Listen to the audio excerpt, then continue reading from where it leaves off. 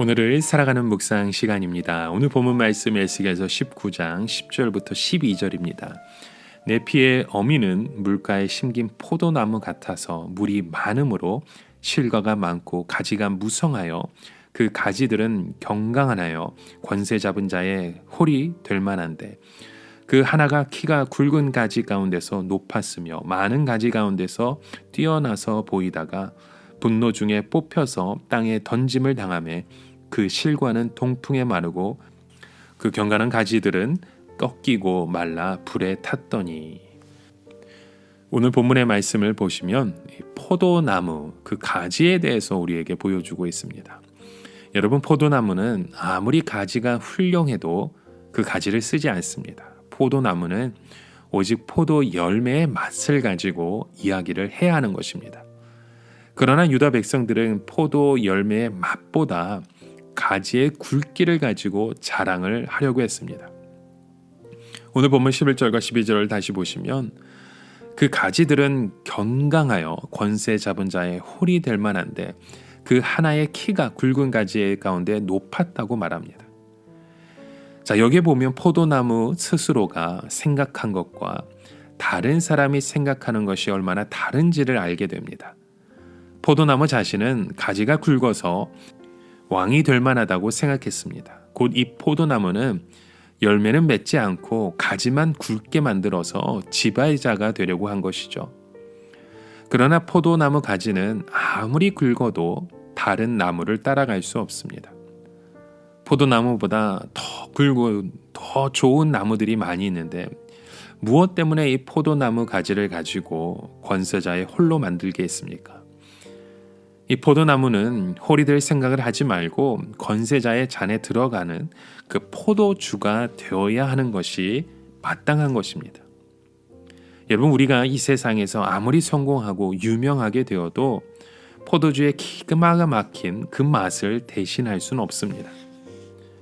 여기서 우리가 깨닫게 되는 것은 포도나무는 무조건 거름을 많이 주고 물기가 많다고 해서 포도가 잘 열리는 것은 아니라는 겁니다. 포도가 물이 많고 거름이 많으니까 오히려 가지만 굵어져서 제대로 포도가 열리지 않았습니다. 그래서 하나님은 이 포도를 다시 광야에 심으십니다. 이제는 굵은 가지가 하나도 없게 되었죠.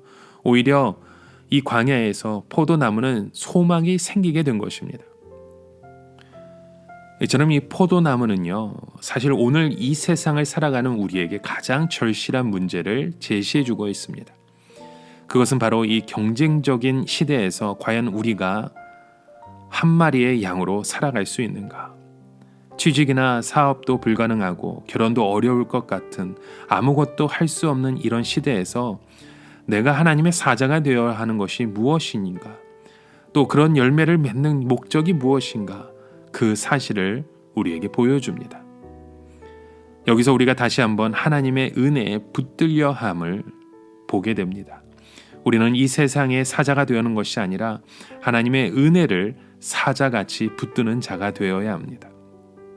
이렇게 되기 위해서는 나 자신이 예수님의 발톱에 걸려들어야 합니다. 즉 하나님의 은혜 안에서 아무것도 못하는 바보가 되어야 되는 거죠. 이때 우리는 많은 사람들로부터 조롱을 당하고 무시당할 수도 있습니다. 그렇지만 그 자리가 바로 서서히 하나님의 사자로 우리를 변화시키는 자리인 줄 믿습니다. 그전에는 무쇠 토막이었다면 하나님의 영광로에서 강철로 우리를 변화시키는 것입니다. 우리는 가장 중요한 것을 붙잡을 수 있어야 합니다. 그것이 바로 하나님의 말씀이고 부흥의 불길입니다. 예수님께서 말씀하시죠. 그 나라와 그 의를 구하면 이 모든 것을 더하여 주실 것이라고 약속하셨습니다. 우리가 주님의 은혜 안에서 강한 자가 되려고 하면 먼저 이 세상에서 약한 자가 되어야 합니다. 그러면 도무지 이 세상에서 살아남을 것 같지 않는데 오히려 그것이 우리를 살게 합니다. 그것도 그냥 약한 토끼나 양이 아니라 당당한 하나님의 사자로 살아남는 것입니다. 우리는 이 외모로 승부를 거는 것이 아닙니다. 오직 맛으로 승부를 걸을 수 있어야 합니다. 우리는 하나님 앞에서 명품 중에 그 명품이 되어서 나의 그 포도주, 나의 그 열매를 통해서 이 세상에 알릴 수 있는 하나님의 자녀 되어야 합니다. 그것이 바로 하나님의 자녀에게 주신 은혜입니다. 여러분, 그 은혜를 받고 난 후에 우리는 다시 광야로 나와야 합니다. 그래서 철저하게 광야에 심긴 포도나무가 되어야 합니다. 그러면 그 어려운 현실 속에서 우리는 서서히 포도를 맺는, 진짜 포도나무를 맺는 나무로 만들어지게 되고, 한번 첫 열매가 맺힌 후에는 어떤 상황 속에서도 그 열매를 맺는 나무가 됩니다. 사사기 9장에 보면 이 나무들의 회의의 모습을 보여줍니다. 하루는 나무들이 왕을 뽑으려고 하는데 감람나무에게 왕이 되라고 하니까 자기는 기름을 가지고 성전과 세상을 밝혀야 하는데 무엇 때문에 왕 같은 것이 되어서 나무들 위해서 요동질하겠냐 하면서 거절해 버립니다. 무화과 나무에게 왕이 되어 달라고 하니까 아름답고 맛있는 열매가 되었는데 무엇 때문에 왕이 되어서 나무들 위해서 요동질하겠냐 하며 거절해 버리죠. 결국 포도나무에게 왕이 되어 달라고 하니까 포도나무는 잘생기지도 못했지만 나의 열매로 하나님과 사람을 기쁘게 하는 포도주를 만들어야 하는데 무엇 때문에 나무들 위해서 쓸데없이 요동질을 하겠냐며 거절했습니다. 결국 하나님 앞에서 자신의 소중한 가치를 아는 사람은 왕도 필요 없고 대통령도 필요 없고 돈이나 명예도 필요가 없는 것입니다. 하나님 한 분이면 족한 것입니다. 그런데 가시나무에게 왕이 되어달라고 하니까 가시나무는 그것을 받아들입니다. 왕이 되겠다고 하죠. 결국에 그 가시나무에서 불이 나와서 세겜 사람들 다 태우고 말았던 것입니다. 여러분, 우리는 어떠한 나무의 모습으로 살아가고 있습니까?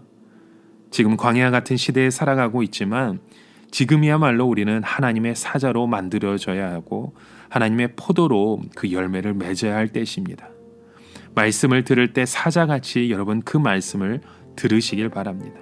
기도할 때 사자같이 기도하시고 하나님의 성령이 내 속에서 그 포도즙 액같이 충만하게 흘러 넘치길 여러분 간절히 사모하시기 바랍니다. 하나님께서 오늘 나에게 주시는 것으로 감사하며 더욱더 열심히 하나님의 그 은혜가 충만히 임하도록 우리가 헌신하고 하나님의 그 뜻으로 살아가시는 저와 여러분의 삶의 모습 되시길 주님의 이름으로 간절히 축원합니다. 오늘을 살아가며 한 가지 묵상의 질문을 드립니다. 여러분, 오늘 우리는 어떠한 나무의 모습으로 살아가고 있습니까? 포도나무의 열매를 온전히 맺어가는 사람입니까? 아니면 가시나무처럼 사람을 찔러가며 세상에 군림할 수 있는 그런 나무의 모습으로 서가는 것은 아닌지요?